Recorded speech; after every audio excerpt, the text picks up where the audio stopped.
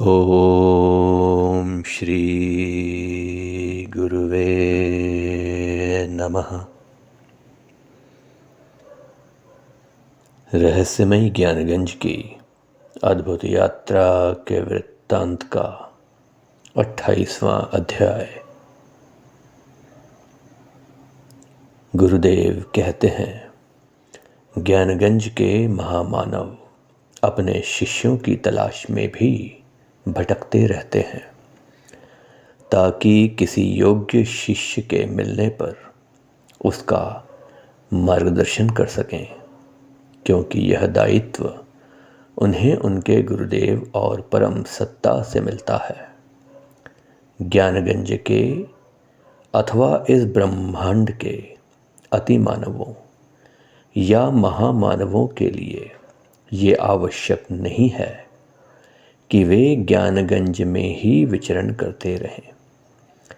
वे ब्रह्मांड के किसी भी कोने से विचरण करते हुए अथवा साधना करते हुए अपने शिष्य की तलाश में भी रहते हैं और उन्हें पुकारते हैं, ताकि कोई साधक यदि उनकी पुकार को सुनने के लिए तैयार हो, लालायित हो और उनकी पुकार को सुनने में सक्षम हो, तो वे प्रचंड महामानव उन्हें अपने संकेत भेजना शुरू करते हैं।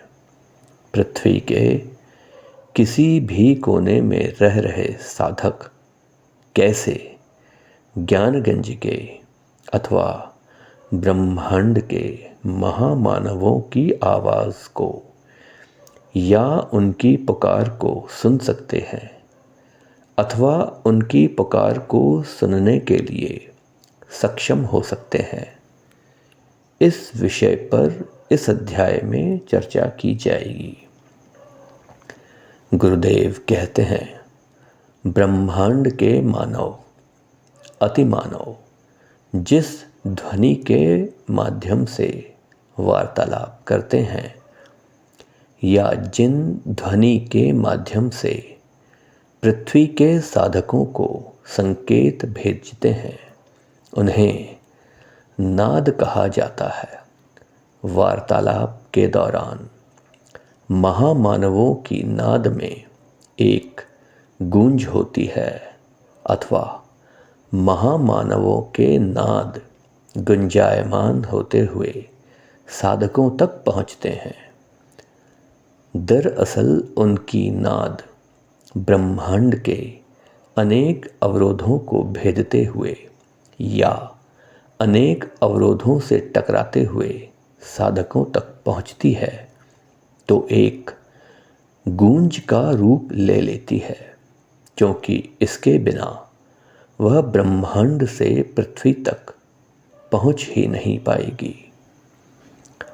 गुरुदेव कहते हैं, यह नाद अत्यंत तीक्ष्ण होते हैं और तीव्र गति से भेजे जाते हैं ताकि साधकों तक पहुंच जाएं, क्योंकि इस ब्रह्मांड में, इस पृथ्वी पर, पृथ्वी के वातावरण के बाहर अनेक नक्षत्र हैं, तारे हैं, उल्काएं हैं, उल्का पिंड हैं, जो तीव्र गति से ब्रह्मांड में गतिशील होते हैं और इनकी गति के कारण ब्रह्मांड में भी तीव्र कोलाहल अथवा तरंगों की ध्वनियाँ गूंजती रहती हैं। गुरुदेव कहते हैं, इन गतिशील नक्षत्रों, तारों, उल्काओं की तीव्र ध्वनि को भेदने के लिए ही महामानव अथवा अतिमानव नाद के रूप में अपने संकेतों को भेजते हैं।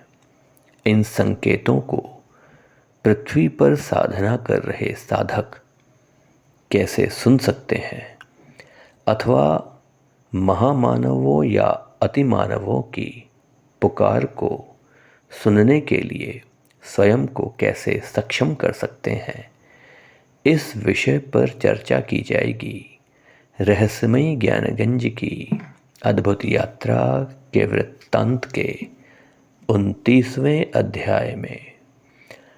ओम श्री गुरुवे नमः।